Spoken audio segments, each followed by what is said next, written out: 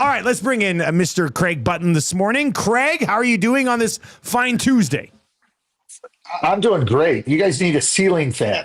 Yeah. That's Good like, idea, the Craig. multiple speeds.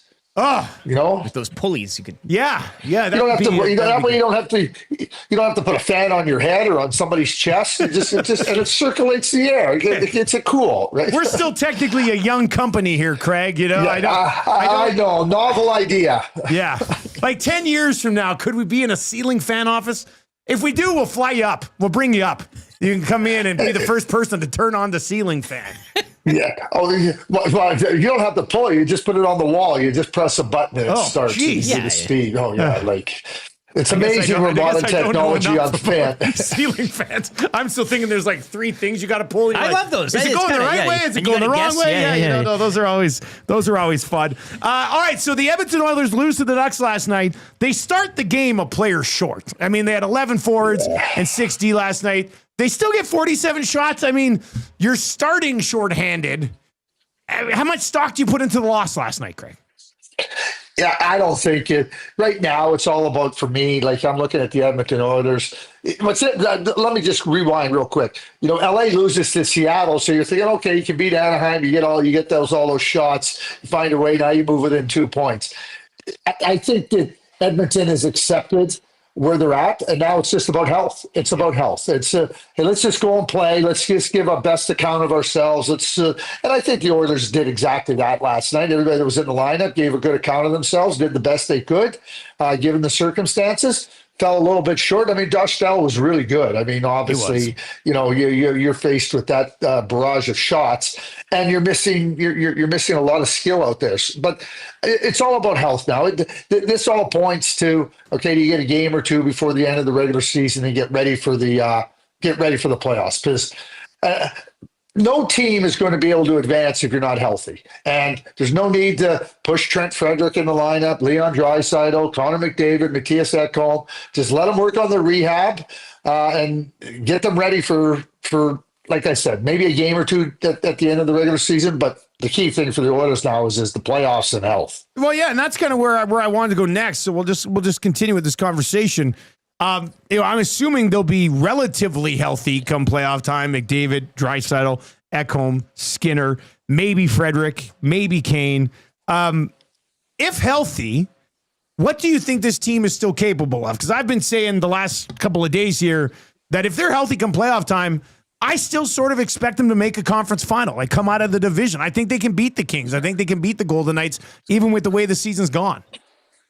Yeah, I mean, I'm not going to say that they can't beat those teams, but it just feels like this year, like what's really, to me, when you look at the Oilers and even with the players back, a little bit before the Four Nations, last year they were just surging. They were surging going into the playoffs. I mean, they had so much good play. Their last 20 or so games have not been anything surging. Now, I know they've had some injuries. I mean, there's no question about that. But their overall play has not been at the same level that it was at this point last year. Yeah. And then it's going to need to be. And Vegas and LA's is. So, you get your game. You start pushing your game along. You get your top players feeling energized and more healthy than they've been. You can't say they can't, but this isn't. They just haven't played very well this year. I shouldn't say they haven't played very well. They just haven't played at the same level that they did. What was it, a stretch of 40 games, 42 games, like from the midseason this year after a tough start? And then last year, from the time Chris Knobloch took over, really, I mean, it was a surge right to Game 7 of the Stanley Cup Final. They got to find that level of play again. It'll help with healthy players. Craig, we talked to you last Tuesday. That's when the Oilers kicked off this road trip with a 3-2 win in Vegas. You did say, and it stuck out with me, in terms of expectations or what you're kind of viewing it as, you said an investigative trip. And forgive me if you may have already answered that in the first two back and forths with Dusty, but what did you pull away, if anything, from this four-gamer? A win in Vegas, a 3-2 win again in San Jose, but then that shutout loss in LA and a tight one last night. Given the health of this lineup, what are you kind of taking away, if anything, from this four-game trip? Oh, yeah, it was investigative, Eric. and for Chris Knobloch and the coaching staff, who can handle a little bit more minutes. I use this term, playoffs are about who can go the hardest, the longest. Well, sometimes, you're putting players in positions to have to dig in and play a little bit more than you normally would.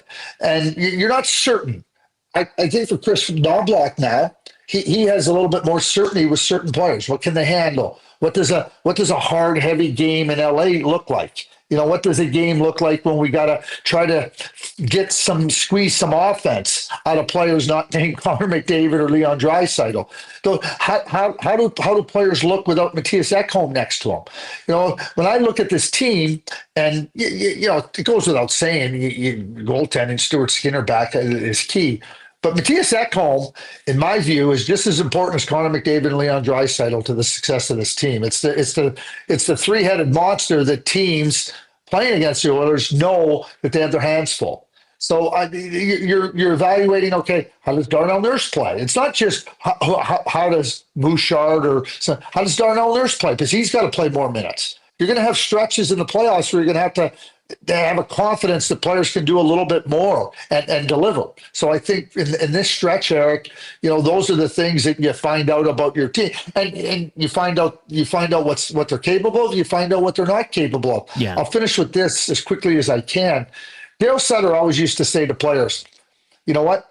I'm going to put you in, right? And you're going to play. And now with injuries or whatnot, I'm not going to ask you to do more than you can do, but don't give me less. And I'm not going to put you in positions that you can't handle. That is the key too. When you're a coach and you now know what a player can or can't handle, that helps your team as well. Instead of oh boy, wow, we were hopeful that he could fill in those minutes. Chris Knobloch now, he's got a lot more intel, so to speak. Yeah, I think you say that too in a positive note, but we are finding out we talked earlier, a few names that you could say on the latter side of when guys get healthy, who should be out of the lineup for. And there's a few guys You're getting some answers on that front, when they're healthy. Yeah, I mean, that's something that they've learned through this process as well. We did get a look at Olivier Rodrigue last night, his first career NHL start, a second-round pick in 2018. He's been in the American Hockey League for 5 years now. Finally get a bit of a glimpse at him. He moves pretty well. They hung him out to dry a couple of times. McTavish on a breakaway. Gauthier got around Bouchard one time in tight. Even the one-timer was kind of a tough one to stop. But, he's 6 years post-draft, I guess. Now almost 7 years post-draft here when this year's draft hits. Do you think there's anything there in Olivier Rodrigue? Or could he be a backup one day, maybe, in the National Hockey League? I don't think so. I wonderful for Olivier to be able to get the opportunity to taste the NHL. Everybody, he'll have on his resume at least one NHL game, but I don't think he's an NHL goaltender. You draft a player high, and I think Olivier is a lot like maybe not at the same level that Zach Fucale was at that same stage. Zach and Olivier were really good junior goaltenders. They're not quick enough or strong enough at the next level to be able to carry their game. And but I mean by that, it's not that they don't work hard or anything, but you need explosive quickness. You need power in your game, even as a goaltender.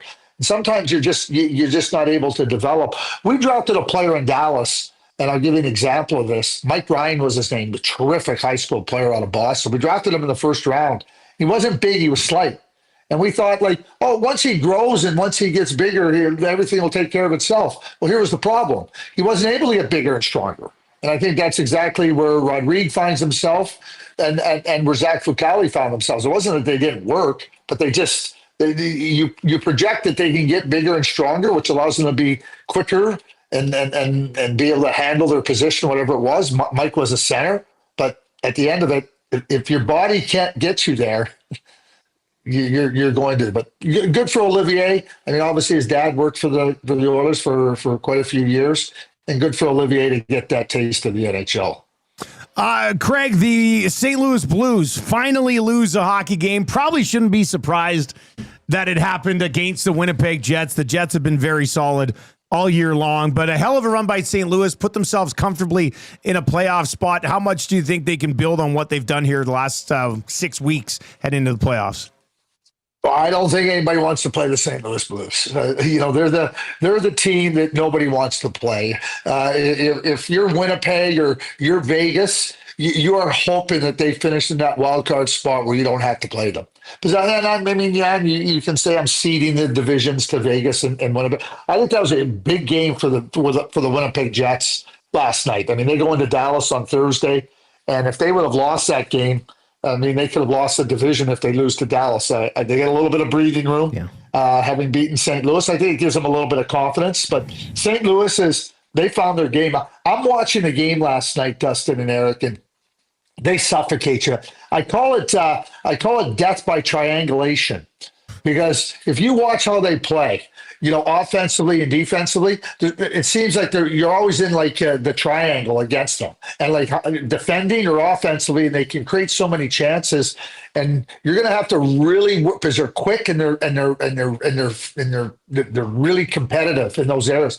Playoff hockey, and they've been doing it for 6 weeks. Craig, before we let you go, some sad news in the hockey world. Yesterday, longtime goaltender and longtime excellent broadcaster Greg Millen passing away. Do you have a Greg Millen story? I worked with Millsy. Millsy worked with us in Dallas, in Minnesota, and Dallas, the Minnesota North Stars in Dallas. So we worked together for a few years. He's a dear friend. I think the biggest thing about Millsy is I don't know if there's one story that comes to mind. He enjoyed life. He really was like what you, if you ever had the experience of being with him, he just enjoyed life. He laughed. He had that deep belly laugh, and he was wonderful. He cared about hockey and loved being in the rinks. He loved being around people. Interestingly enough, I was in the rink Saturday here in the morning skate. I saw John Garrett. And usually Greg Millen does those games. I didn't think anything of it or anything. And I said to John Garrett, I said, geez, I thought you retired. He goes, nah, just a little bit. I said, well, who's more retired, you or Millsy? He goes, oh, no, me. He goes, Millsy says he's retired, but he's busy doing too many things out there. And he was involved in a lot of things outside of broadcasting, too. He was a real big mentor for people in leadership and helping develop leaders outside of hockey and in business and whatnot. And just a wonderful person. And you never had a bad time with Millsy. You just didn't. It was impossible, because Millsy just had this infectious love for hockey and a joy for people. Well said, Craig. We appreciate the time. We appreciate those words, and we'll catch up again next Tuesday. Yeah, thank you. There you go. That is Craig Bunn. Yeah, sad news yesterday. The tributes that were flowing out here over the last little while on the passing of Greg Millen. Obviously, nobody's had a bad word to say about the guy, and always enjoyed his call, actually. And grew up in an era where he was a goalie, and remember him for that as well. Just 67 years old, passing away this week. That's tough news to see. But thank you to Craig for sharing a little bit of that with us.